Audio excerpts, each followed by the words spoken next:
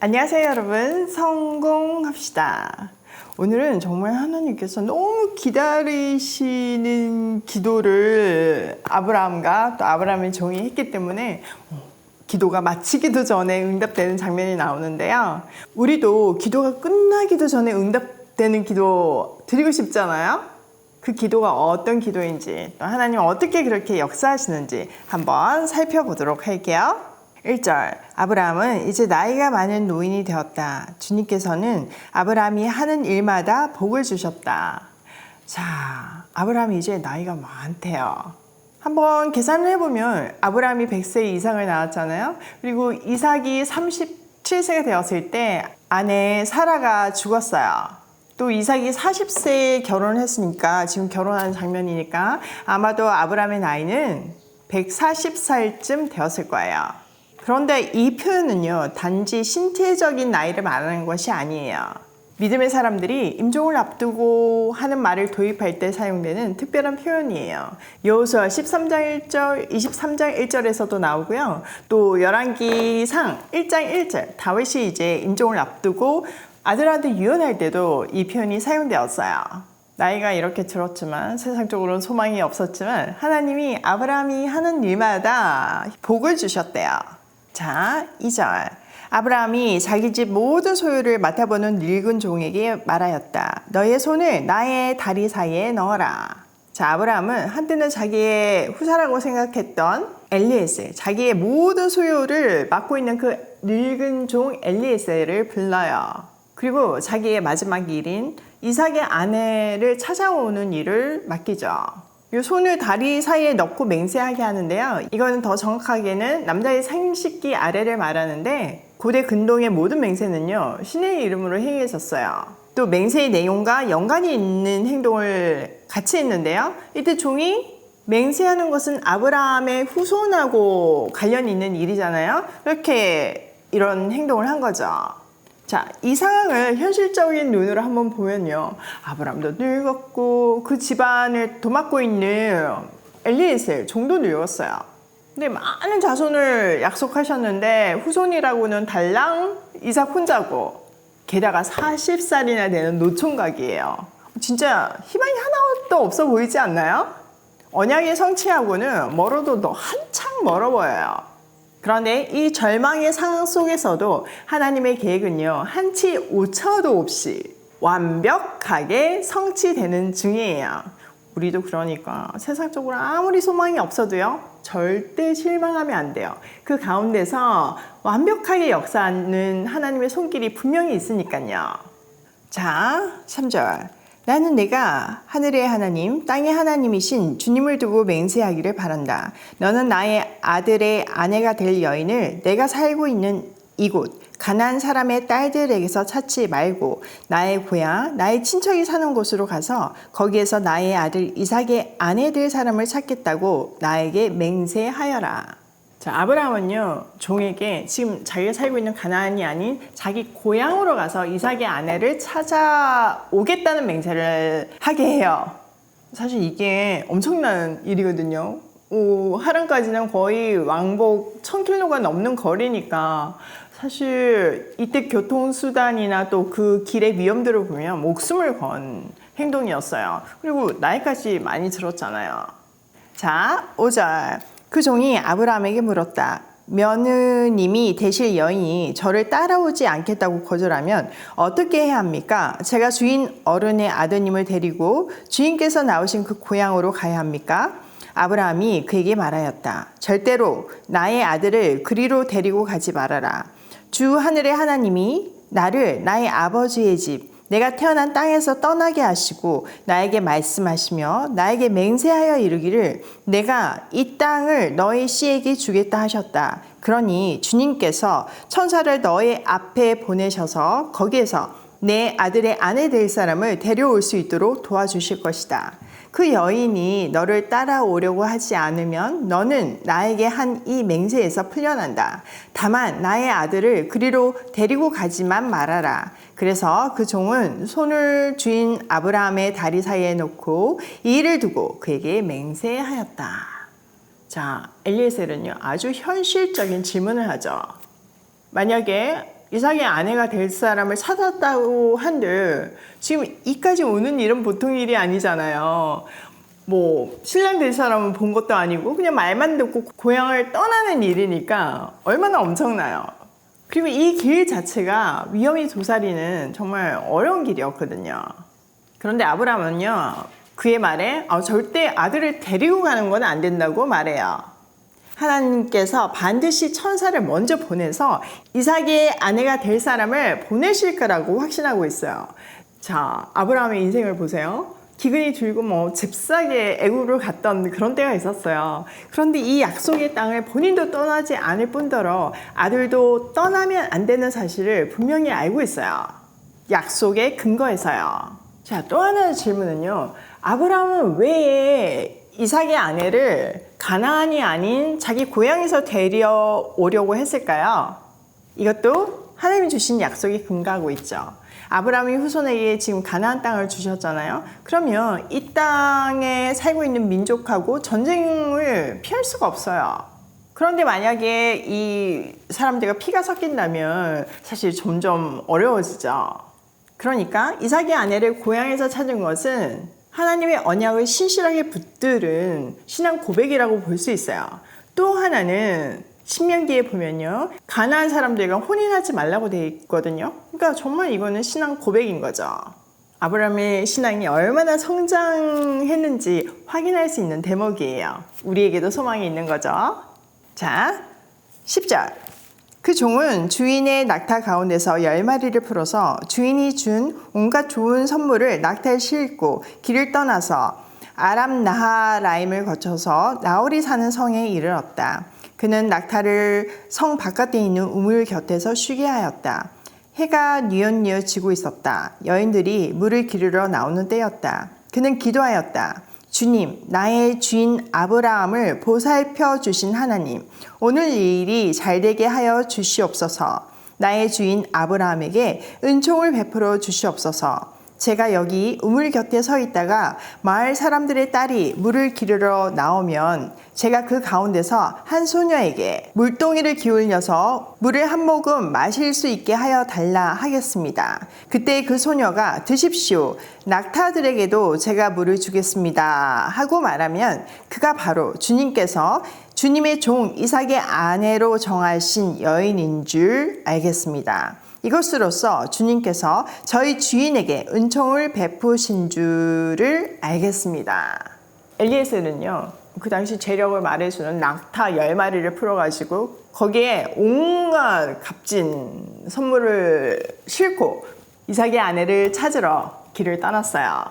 자, 여기서 우리가 족보를 좀 한번 따져보면요, 아브라함의 아버지 데라에게는 세 아들이 있었어요.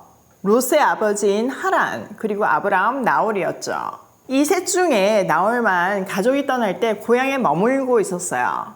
이제 그곳에 도착한 거죠. 자, 목적지에 이르니까 이제 낙타를 성 밖에 있는 우물에서 쉬게 하고 그 다음 스텝을 기도로 준비하고 있어요. 그 시간은 해가 지고 있는 때였는데 이제 여인들이 막 물을 기르러 나오는 때였어요. 자, 고대 근동 지역의 건기는요, 낮에 기온이 너무 높고 무덥기 때문에 아침 저녁 시간에 그나마 시원한 시간에 물을 기르러 오거든요. 우리나라 여름 생각해 보면 돼요. 그러니까 이제 저녁 시간이니까 물을 기르러 여인들이 나왔죠.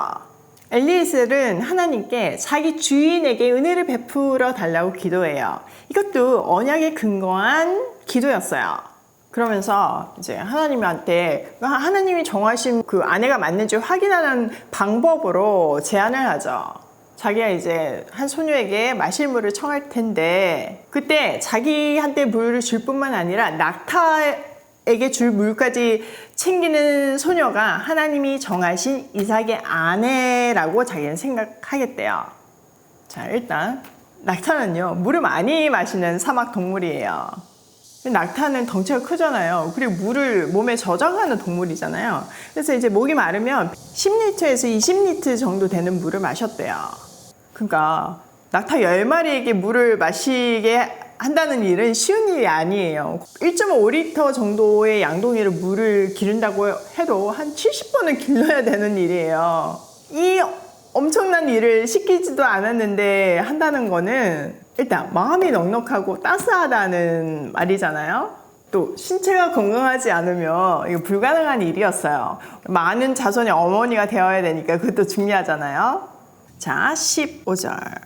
기도를 미처 마치기도 전에 리브가가 물동이를 어깨에 메고 나왔다. 그의 아버지는 부두엘이고 할머니는 밀가이다. 밀가는 아브라함의 동생 나홀의 아내로서 아브라함에게는 제수벌이 되는 사람이다.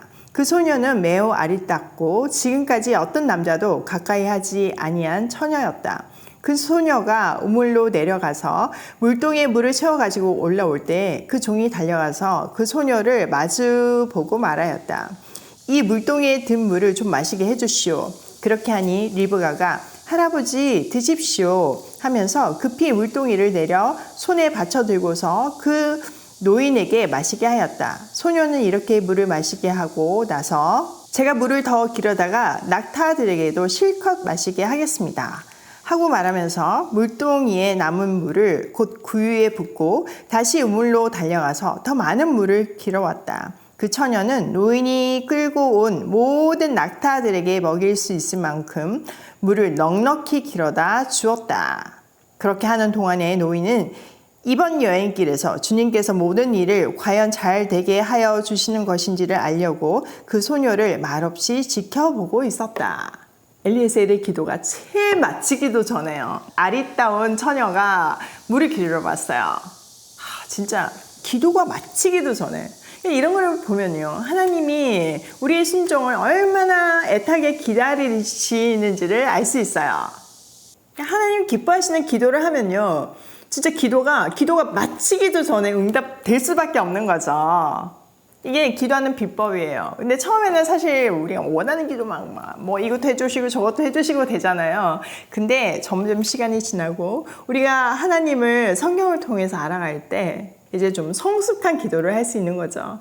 이제 아이들도 자라면 부모님의 마음을 헤아리는 말을 하잖아요. 그런 것 같이 우리도 영적으로 자라서 하나님 마음에 합한 기도를 하고 하나님은 그 기도가 끝나기도 전에 들어주시는 그런 아름다운 관계가 형성이 되는 거예요.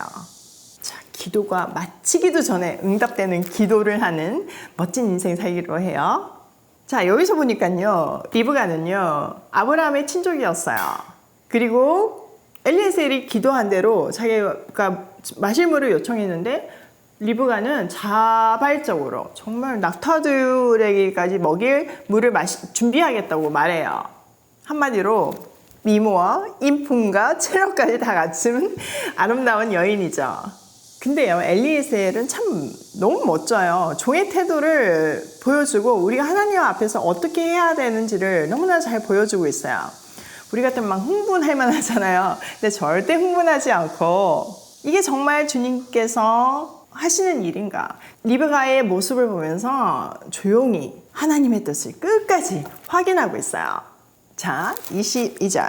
낙타들이 물 마시기를 그치니 노인은 반세겔 나가는 금 코골이 하나와 10세겔 나가는 금팔찌 2개를 소녀에게 주면서 물었다.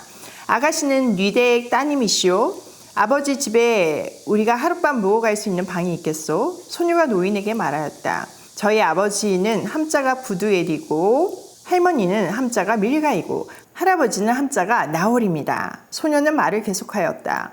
우리 집에는 겨와 여물도 넉넉하고 하룻밤 묵어 가실 수 있는 방도 있습니다. 자, 낙타가 물을 다 마시자 종은요, 리브가에게 선물을 해요. 금팔찌랑 코골이를 주죠. 엄청난 가치였어요. 그리고 이 아가씨가 어느 집 가문 사람인지 확인해요. 리브가는 아주 명확하게 자기 집안 소개를 하면서 종이 하나님이 이삭에게 예배하신 신부인지 확인하게 해주었어요. 아주 클리어하게요. 자, 26절. 일이 이쯤 되니 아브라함의 종은 머리를 숙여서 주님께 경배하고 나의 주님 아브라함을 보살펴 주신 하나님, 주님을 찬양합니다. 나의 주인에게 주님의 인자와 성실을 끊지 않으셨으며 주님께서 저의 길을 잘 인도하여 주셔서 나의 주인의 동생 집에 무사히 이르게 하셨습니다. 하고 찬양하였다. 자, 일이 이쯤 되니까 주님의 인도가 너무 확실하니까 이제 종은 하나님께 머리를 숙여서 경배드려요. 하나님의 인자와 성실로 은혜를 베푸시고 자기 길을 인도해 주셔서 주인의 동생 집에 무사히 도착했다고 하나님을 찬양하죠. 얼마나 감격스러웠을까요? 진짜 창세기 너무 재밌지 않나요? 창세기뿐만 아니라 성경이 너무 재밌고 하나님은 이렇게 우리에게 어떻게 기도하고 어떤 삶을 살고 믿음은 얼마나 오랜 시간이 걸리고 우리는 언약을 어떻게 붙잡아야 되는지 세밀하게 재밌게 알려주고 계세요. 하나님이 이렇게 언약을 붙들고 시선을 하나님께 고정시키는 사람들을 통해서 그 사람들의 순종을 쓰시면서 이렇게 책임지세요. 그 사람의 인생을 통해서 하나님의 동력하심을 보여주고 하나님 나라를 이어가시죠. 언약을 성취하시죠. 자, 오늘 내용을 우리 삶에 한번 적용을 해보면요. 첫 번째, 하나님의 일은 이미 다 준비되어 있다.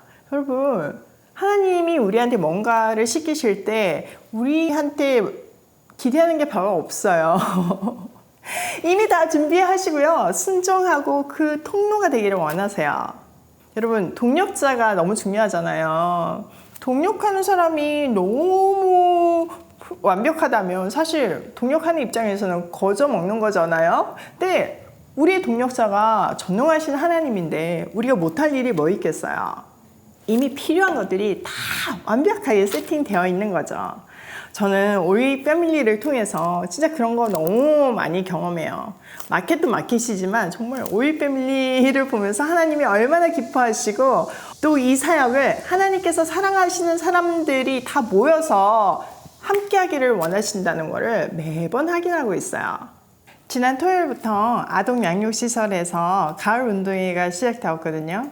근데 가서 보니까 정말 오이 패밀리들이 한마음이 돼서 섬기는 모습이 너무 감동이었어요. 또 아이들이 오이 패밀리를 기억해주고 또 와달라는 말에 정말 가슴이 뭉클하더라고요.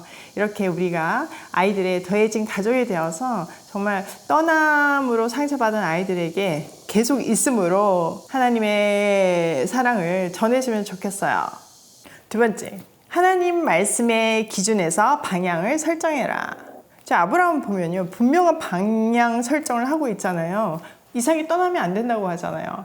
오랜 세월 하나님을 경험하면서 이제 분명한 디렉션을 깨닫게 된 거예요. 우리도 매일 아침 이렇게 말씀을 연구하면서 하나님의 마음을 알아가고 있잖아요. 그러니까 아브라함처럼 또 엘리에셀처럼 분명한 언약의 기준에서 우리의 삶의 방향을 설정해 나가면 좋겠어요. 그게 베스트 웨이잖아요. 세 번째, 하나님이 더 급하시다. 정말 엘리에셀의 기도가 끝나기도 전에 하나님이 막 리브가를 보여주시잖아요. 기도 응답이 되잖아요. 하나님이 하나님의 일에 우리보다 훨씬 더 급한 마음으로 간절히 그 일을 하고 계신다는 것을 우리는 볼 수 있어요. 특히 영혼을 살리는 일에요. 우리는 그 하나님의 열심과 사랑 안에서 순종하며 하나님이 어떻게 역사하시는지를 살펴보며 세밀한 그 음성에 반응하는 인생을 살면 돼요.